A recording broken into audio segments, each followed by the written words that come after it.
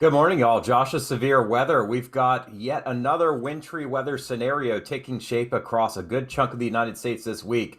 And we're going to get right to it. If you could please like this video and subscribe to my channel if you already haven't. By the end of this video, you're going to see why you need to be a subscriber, as I'm going to break down the kind of the play-by-play here for wintry weather in a place that has not really seen it yet this winter, across Texas, Oklahoma, parts of the deep south. We're dealing with what's going to be potentially a crippling ice storm. Now, I am a meteorologist. I am going to get technical in this video, so if you don't understand it, I'm going to try to break things down for you guys. So let's go ahead and look at the screen here for this week, this upcoming week. We are seeing some very frigid air in place over the northern tier of the country. That is going to eventually shift east and be into the northeast in New England by the end of this week and over the beginning of the weekend. In some places, this could be your coldest weather in over 6 winters, maybe even 7 winters. But the other story is the precipitation part of this storm. We've got 2 storm tracks, one which is moving through the Carolinas now and offshore as we get to tonight. The second storm will be forming over the Western Gulf and tracking across the Gulf Coast states here over the next 3 days. And that's going to bring even more rainfall in places that just don't need any more rain: Louisiana, Mississippi, Alabama, Georgia, and southern Tennessee. It will be raining farther north, but as temperatures are going to be below freezing in a shallow layer near the ground, temperatures support rain falling and freezing on contact. Then we will likely have some significant amounts of ice, which will actually include the Dallas-Fort Worth area. This has actually trended colder in the last couple of days. When you saw my video Saturday, most of this was north and west of the Metroplex. Now we're including the Metroplex, central Arkansas and western Tennessee, and getting up into Kentucky and West Virginia as well. So quite a bit to talk about here, and I'm going to focus on the west too here in a little bit and talk about what's going on. This is from pivotalweather.com, your current hazards map from the National Weather Service. We see a lot of cold colors across the southern and central parts of the United States. Winter storm warning across a good chunk of Texas, much of the I-35 corridor, including Austin, just north of San Antonio, Round Rock, Georgetown, Waco, Dallas-Fort Worth, the entire Metroplex back to Abilene and just east of San Angelo, and tracking up the Red River into southeast Oklahoma. Ice storm warnings over east central Arkansas, including the Little Rock area, northwest Mississippi, western Tennessee, including the Memphis and Clarksville areas, or not Clarksville, Jackson, Tennessee. And then surrounding that, winter weather advisories from south central Texas and the southern panhandle through central Oklahoma, southern Missouri, central and southern Illinois, central Indiana, all the way into central and northern Ohio and west central Pennsylvania, as well as in the Great Lakes regions, where we do have a little bit of lake effect snow as well. We also have winter weather advisories just north and west of Nashville, and then getting up into the southern half of Kentucky and into the Charleston, West Virginia area. And a lot of that's going to be for a light wintry mix of freezing rain, sleet, and some snow.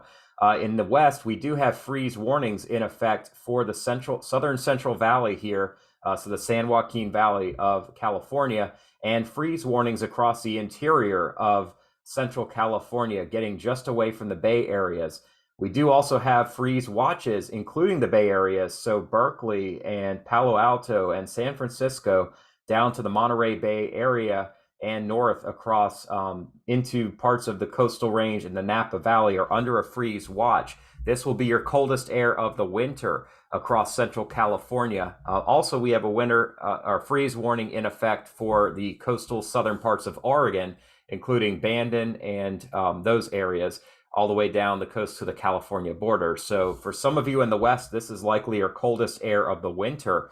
So a very large area experiencing colder than average temperatures, with one exception, and that is Florida.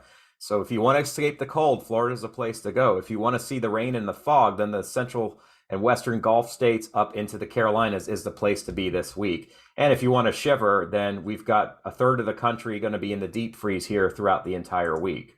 Winter storm severity, we've talked about some ice here the last few videos. We now have a moderate winter storm likely to impact several million people in Texas, just north of San Antonio, where there could be some winter weather to primarily the Austin region and into the hill country of Texas, the Edwards Plateau, I-20 corridor east of Midland all the way to Dallas and on eastward, not quite to Tyler, Texas, and then across southern parts of Oklahoma. This is through Thursday. I do expect that this area is going to be expanded. Right now, we have minor impacts showing in Arkansas, but I will tell you, as somebody who's grown up in the South, any ice will have more than just a minor impact, so this could likely be upgraded. The Memphis, Tennessee area, though, this is likely going to be a pretty significant ice storm for you with moderate impacts at this point. And honestly, if I were making this forecast from scratch, not a knock on the Weather Prediction Center, I would have major impacts because anytime we're talking ice here in the I-40, I-20 corridors, we're talking about a major shutdown. This is not a repeat of February 2021. It is not going to be that brutally cold, but some of the impacts we saw during that outbreak here 2 winters ago at the onset of it will likely be the scenario here over the next 3 days or so. And then we do expect some winter weather areas here across the Ohio Valley states, Michigan, into the interior Northeast. It's even showing maybe some impacts around the Philadelphia area down into central Virginia, as maybe some light amounts of snow could fall here in the next couple of days. Not going to be the case in New York City or North Jersey, but South Jersey, this could be maybe your first winter weather of the entire winter. Not going to be much, but enough to maybe cause some slight driving issues here over the next few days. And this extends up into Maine as well. We could have some minor impacts in down east Maine, but away from the seacoast, as well as in the lake effect belts of New York and Michigan, both upper and lower Michigan. And then finally out west, we do see the threat for some winter weather across the southwestern mountains and the mountains outside of LA and east of San Diego here, and as well as several of the ranges into central California. They've already seen so much snow this winter that just a little bit more at this point probably isn't going to be a big deal. But if you do have travel plans here, of course, that could impact you. All right, so we're going to take a look at the upper air pattern first. This is weatherbell.com. This is the European ensemble showing you the polar vortex here spinning across the northern Hudson Bay and impulses coming through the country here. Here's one big strong trough moving through Manitoba, North Dakota, and that extends southward to a closed low over central California. And this is why it's so cold in California. This is shutting off the Pacific air that makes it mild and wet. This is cold air coming across central Canada straight down into central California, while a big ridge builds over the Pac Northwest, Western Canada, and Alaska. Also, we've got, I don't want to call it a death ridge, but if this were summer, we would see a very hot pattern on the East Coast. Being that it's winter, we're still dealing with some hot temperatures in Cuba and the Caribbean and South Florida, but really just kind of mild weather here out ahead of this front here in the Carolinas and on south. And this is going to be the battleground here. You can see that the ridge stays strong, but then we've got lowering heights over California as this upper low barrels east. And that's going to start to break down the ridge that's across the southeast. It'll still be in place here across Florida here on Wednesday, but you can see some weakening in the strength of the ridge over the Carolinas and the Mid-Atlantic region, allowing a more progressive flow out of the southwest. So storm tracks here are going to move through the southwestern U.S. and then cross the country here, and we've got a significant storm moving through Thursday night into Friday, the deep south. Behind it, it will finally dry out here. One other thing I want to show you guys, in the Northeast, this is going to be a big deal for you guys. The polar vortex strengthens right over the Hudson Bay. This is Thursday morning, and then starts to move southeast across Quebec and Labrador on Friday morning, and right on down into Prince Edward Island, New Brunswick, southeastern Quebec, and northern Maine. The polar vortex will be here Friday night, early Saturday morning, and that is going to bring some places the coldest air temperatures we've seen in about 7 winters. And that will be for Saturday morning here across the Northeast. I'll show you a little bit more about that. The polar vortex is going to leave pretty quickly, though. We still have some storm tracks to watch here next week in the western United States, but notice how the ridge re-strengthens here and redevelops late in the weekend. So this cold, while it will be intense, is not going to last more than a couple of days. That should sound familiar to you guys here. And then we'll warm up across the central and eastern U.S. early next week before a more unsettled pattern takes place later next week. But again, the farther off we get to the future, the more uncertain we're going to be. Temperature contrasts here. These are the anomalies. With respect to average, we have 40 to 45 degree below average temperatures spanning from the front range of the Rockies of Montana down into Oklahoma and North Texas. These whites are about 30 below average, so very cold air with respect to average coming down. It's not going to be as intense nationwide as what we saw back in December, where we had whites everywhere in here. But you see a very strong region of contrast from deep South Texas through Louisiana up into eastern seaboard today and tonight. Sorry about that drop down menu there. And also pretty cold in California and Oregon here too. This is the coldest air we've seen this winter, expanding back towards the west coast. Now, as we get through the week, that cold does modify here in the west, but it stays below average, significantly below average in central and west Texas and getting down to deep South Texas. And we still have a pretty good contrast here. It's going to be turning colder in the northeast here behind this front tomorrow, and quite a bit colder on Wednesday across the interior northeast where all this fresh snowpack is in place. But at the same time, it's going to be quite warm across South Georgia and Alabama and Florida. So quite a contrast zone here where we've got cold air coming in underneath the moisture feed from the southwest. That's why we've got ice to deal with. And as we get on into Thursday, the cold starts intensifying here across Western Canada, and that will be spreading eastward into New England Friday night into Saturday. And we've got a major region here of 30 to 50 degree below average temperatures predicted across southeastern Canada and much of the northeast. That cold will start to cut into the warmth that we've had here in Florida by the weekend, and it should be a cooler Saturday and Sunday for you in Florida. Still not going to be chilly, at least very chilly. It will be chilly by Florida standards, but nothing extreme. But then notice here on Sunday, the cold quickly gets wiped out, and we already have above average air spreading back into the east here Sunday. So this cold is very fleeting. Literally, it's Friday night, Saturday night, and it's gone by Sunday afternoon and evening, and we're back to above average. It'll be chilly, don't get me wrong, but with respect to what we're used to here in early February, which is typically about the coldest stretch of weather we get in the wintertime, we see temperatures go from 47 degrees below average to 10 to 15 degrees above average in just a couple of days. That's been the theme of the winter. Every time it gets brutally cold, we thaw right back out here just a few days later. All right, so these are forecast temperatures. I'll get to precip in a minute here. These are today's highs, or this morning's lows, and you can see mild overnight lows here will be close to record high minimums, as well as down south here across Florida and South Texas, where lows will be in the 70s. But very cold air alerts to your north will be dropping into the teens and 20s tonight in Oklahoma and northern Texas, and below zero across this whole area from southeast Colorado up into western upper Michigan and central Wisconsin. 20 to 30 below zero in parts of Minnesota and North Dakota, 30 to 40 below zero across the Tetons, and some record cold possible here in parts of Idaho as well as northern California. This is tonight. As we get to tomorrow, you can see still a pretty strong amount of cold. So tonight's lows will be 70 in Brownsville, Texas. Tomorrow night they'll be in the low 40s. So going to be a lot colder. Still warm though across Florida, but this cold expands eastward. It does modify some, but it's still cold, below freezing in many places here across the central and southern U.S. And then as we get to Thursday night, we see that chillier air spreading down from the mid-Atlantic into the Carolinas. You can start to see the colder temperatures expanding here from northern tier of the country across Canada into northern Maine. Thursday night lows.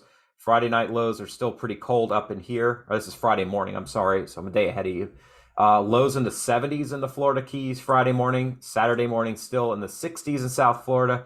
But here we're looking Saturday morning at some record potential cold in the Northeast. And I'm going to zoom in on this a little bit more and show you guys in just a day here. But it warms right back up into Sunday. Here's the European. Let's look at precipitation. I'm sorry I jumped around from temperatures to precip, but I'll get back to a more in-depth look at that in just a little bit here. You can see we've got wave number 1 across the southeast. It's been very wet this morning, and then precipitation does lighten up, but as this high pressure region dives south and east, we see an increase in surface pressure, meaning colder air is dumping down south. At the same time, we do have rain and mountain snow across southern Cal. We've got a closed low here off of Catalina Island, and that is going to produce a pretty good flow out of the west aloft, and that's going to bring moisture up and over this colder air. That's why we see these pink colors indicating freezing rain and orange colors indicating some sleet, some ice pellets. That's where the air well above the ground is getting to an above freezing layer, but down near the surface, it is below freezing. So what falls, which would usually fall as rain, has a chance to refreeze. The higher up that layer is, the more likely it refreezes into ice pellets or sleet. The lower it is, the more likely it falls as rain and then freezes in the lower atmosphere within a few thousand feet of the ground. And that's when we get the real big problems with significant freezing rain. And that we're seeing here in Texas tonight and tomorrow. And we're seeing as well across Arkansas, Western Kentucky, and Western Tennessee. A bigger wave of low pressure starts to develop here in East Texas tomorrow evening, and that is going to produce widespread freezing rain Wednesday morning across Texas, lighter amounts here farther east, and we will see some small amounts maybe of some light snow in the Virginias here, but it will stay rain over North Carolina and eastern Tennessee. It's just a little bit too warm for anything other than rain. Wednesday night and Thursday, we see some moderation in temperatures, and what's falling could still freeze up here. You see these pink colors, but primarily just a cold and maybe soaking rain Wednesday night into Thursday, and then another wave of heavy rain Thursday in Louisiana, Mississippi. There could be thunderstorms, but I'm more concerned about flash flooding as parts of South Louisiana and South Mississippi got a lot of flooding yesterday. We're looking at more additional rainfall on top of that on Thursday and Thursday evening, and more flooding likely to happen. Still wet Friday morning, but we see this much colder air moving through the northeast, and we'll have an Arctic boundary producing some light to moderate snow over the St. Lawrence Valley Thursday night. Maybe some snow flurries all the way down to New York City Friday morning, but the bigger story is the wind and then the cold that comes in behind this storm system. So it'll actually be too cold to snow, as the air is going to be drying out quickly here Friday night, Saturday morning in the northeast, as we get kind of a bomb cyclone here over Labrador, parts of Canada. It's strengthening quickly and backing in, producing some very intense snow squalls and intense wind here across northern parts of Newfoundland and Labrador. Just a very nasty storm for eastern Canada, but very nasty cold right behind it here, with record lows possible across Quebec, eastern Ontario, much of New England, New Brunswick, and maybe even getting into Pennsylvania, New Jersey, and New York City. We could get close to record cold. Florida will also see rain out of this storm, especially North Florida on Friday and Friday night, but South Florida on Saturday morning looks to be wet. We could have a few thunderstorms around Miami, Fort Lauderdale, Naples, and even Sarasota and Bradenton and south of Orlando. So a chilly, wet day on Saturday before things still stay kind of damp here on Sunday across Florida, but the real cold doesn't make it all the way down there. We'll watch the West as well in a week. We've got another storm that'll come across the central part of the country. As it warms up, we're going to see a more familiar storm pattern track across the Ohio Valley and Great Lakes. So let's zoom in here on Texas. This is College of DuPage. You guys can see this is sleet. This is freezing rain. The purples are freezing rain. The sleet is pink on the NAM model here. And as we get on into this morning, we see significant amounts of ice across much of Arkansas and East Texas. This is this evening. And then as we get on into tonight, a major ice storm over western Tennessee and eastern central Arkansas. The ice line could get all the way down just to the north of San Antonio and near New Braunfels, and certainly Austin, Round Rock, that region, maybe getting close to College Station, but more likely to your north here tomorrow morning. And significant icing as well expected around the Metroplex and along and west along I-20 here, and that spreads northward here tomorrow night. And as we get into Wednesday, I think this is when conditions will be at their worst across Texas Wednesday during the day. North of San Antonio, but we're looking at significant amounts of freezing rain. I'm going to pull up a sounding from Dallas-Fort Worth, and I will show you what this looks like from the ground up. So this is a little bit tough to see, but I'm going to explain it to you guys here. This is the 0 degree line right here. You can see temperatures near the ground are close to freezing, but below this dashed line here. So below freezing, but then when you get up here about 3,000 feet up, we see an inversion where temperatures go above freezing and stay there for a significant part of the lower and middle atmosphere. So between 5,000 and about 20,000 feet aloft, temperatures are above freezing and everything is saturated all the way up. So this will be significant amounts of precipitation, clouds starting here at about 40,000 feet aloft, developing and producing widespread rain falling through that saturated column of air. So everything's going to fall as it normally would with rain, but we would want to see this temperature profile continue to warm. What's happening is with this cold coming in out of the east and the north, these are surface winds, these are easterly winds, and then northerly winds. The cold air continues to funnel south in a couple of thousand feet above the ground. So what happens is you've got this strong flow out of the southwest aloft, and that is bringing in these significant plumes of moisture aloft, but near the ground, we have still a shower layer of cold air And you can see that here in just the last couple thousand feet. And that is likely a significant icing event here with saturated air falling, rain falling, and temperatures not getting back above freezing. This is Dallas-Fort Worth. And this is right around midnight Wednesday night. So definitely a dangerous setup for travel Wednesday night before temperatures recover here on Thursday morning. You can see we're back into the green, which means it'll still be raining, but temperatures should step back above the freezing mark, but not by much. All right, so let's talk about snow here real quick.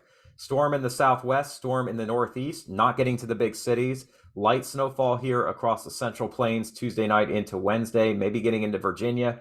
But then as we get later into the week, we see much of the southern U.S. is void of any snow. Much of the east is void of snow, but we do have with our Arctic boundary some snow coming down across the northern tier of the country Thursday and Thursday evening, and then maybe getting close to New York City and Boston Friday, but really no major accumulation at this point.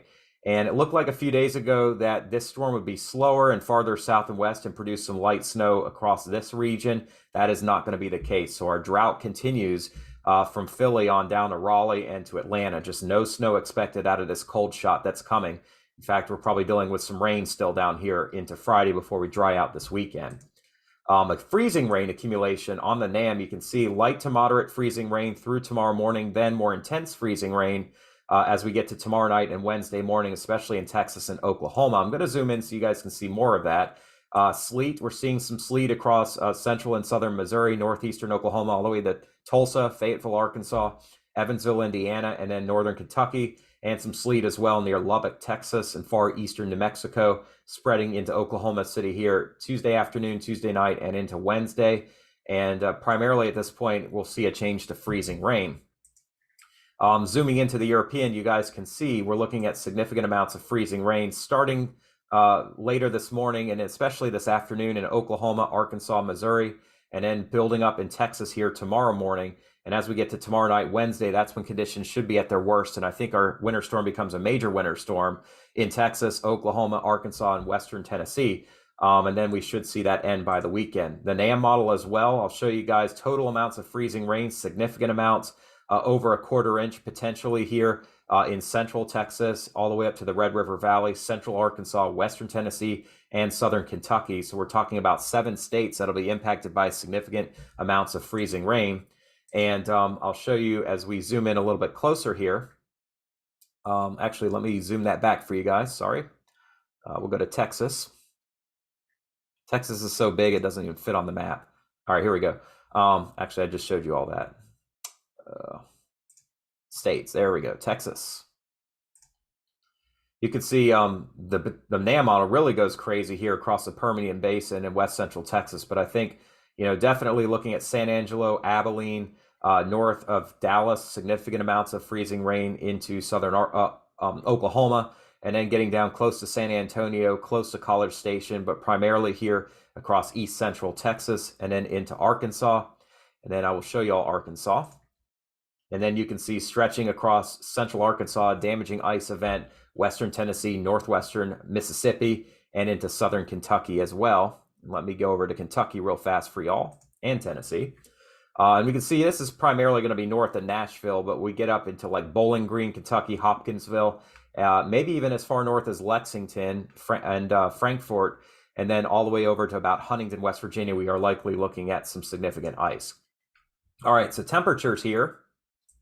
Let's start with the west. We're looking at, these are highs today, record low maximums in Idaho and Nevada.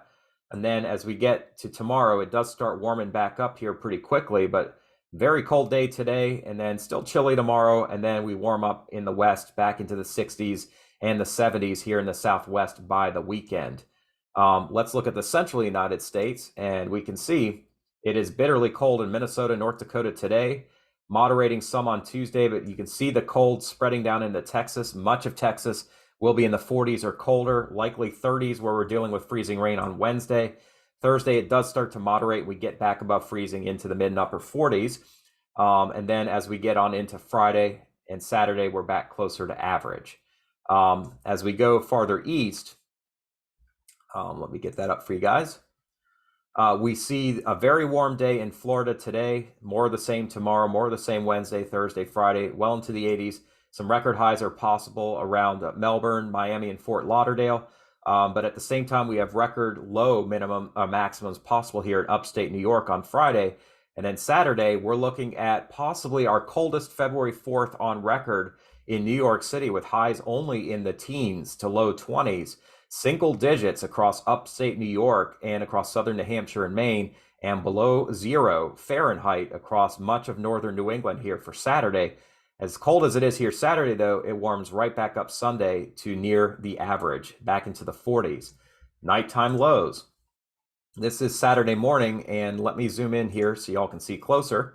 5 degrees would be the forecast lows Saturday morning in New York City, 0 out in the Hamptons, 1 in southern Connecticut, -7 in Binghamton, -7 in Oswego, and we're looking at 20 to 30 below 0 across northern New England. So this will be, in some places, our coldest air that we have seen since 2016 in the Northeast here for Saturday morning.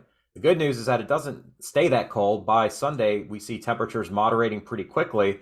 We may have a high in New York City Saturday of 18 or 19, then nighttime lows stay there before we warm back up Sunday afternoon.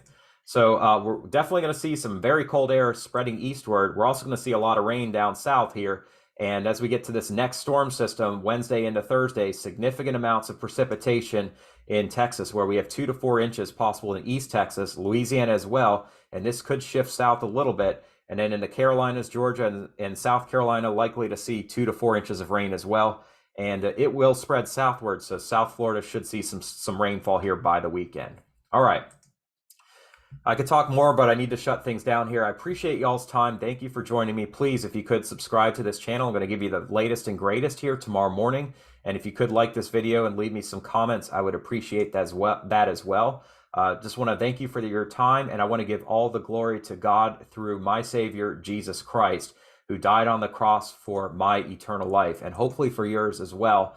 And I just want to share a quick passage because my faith is important to me. That's why I do what I do here every day. It's so that I can fulfill God's promise to me by living out my Christian life and sharing with you. Ephesians 2, from Paul says, "As for you, you were dead in your transgressions and sins in which you used to live when you followed the ways of this world, and of the ruler of the kingdom of the air, the spirit who is now at work in those who are disobedient. All of us who lived among them at one time, gratifying the cravings of our flesh and following its desires and thoughts. Like the rest, we were by nature deserving of that wrath. But because of his great love for us, God, who is rich in mercy, made us alive with Christ. Even when we were dead in transgressions, it is by grace you have been saved. And God raised us up with Christ and seated us with him in the heavenly realms in Christ Jesus, in order that in the coming ages he might show the incomparable riches of his grace expressed in his kindness to us in Christ Jesus. For it is by grace you have been saved through faith, and this is not from yourselves, it is the gift of God, not by works, so that no one can boast. For we are God's handiwork, created in Christ Jesus to do good works, which God prepared in advance for us to do." Y'all, this is very powerful. We were created by God. We are not self-righteous. We can live great moral lives. We can say we are great people, we're doing a lot of good. But if you leave God out of that, your Lord who created you, then you are not going to have that gift that God has given us. That is eternal life. He made us alive with Christ even when we were dead to sin. And because of his grace, you have been saved. All you have to do is accept Christ. That is a gift to you from God. It is not something you earn. It is something gifted to you. And I just can't even stress that. So God's grace has saved you and given you the ability to accept his gift, and that is eternal life. So when your day on earth is gone and you're uncertain of where you're going to go, God says, you can choose me through Christ and you will be saved. And that's what I wanted to share with you. And if that is something you struggle with, because I did forever, for about 30 years, I totally am with you. I've been in those shoes. If you choose not to believe, that is your choice, and I am not going to judge you. God gives you a gift, though. It's really just up to you to accept it. It's like if you're on trial and the judge says, look, you've sinned, but I'm going to go ahead and just give you, I'm going to go ahead and give you grace here and say, you get off without any punishment. You've been saved. Would you accept that gift? Or would you just say, you know what? No, I deserve this. Just go ahead and give me the sentence. I'll be imprisoned. So very powerful. And I just want to pray for you. And if you have any prayer requests, or if you are not a believer and just are seeking and want to see maybe some changes in life, that you are lonely and that you need a gift, you need something to change, then I want to pray with you as well. I really appreciate y'all's time today. I hope you're safe out there, especially down south, and look forward to sharing with you again here tomorrow morning. Have a great day. Be safe. Have great health, and God bless you.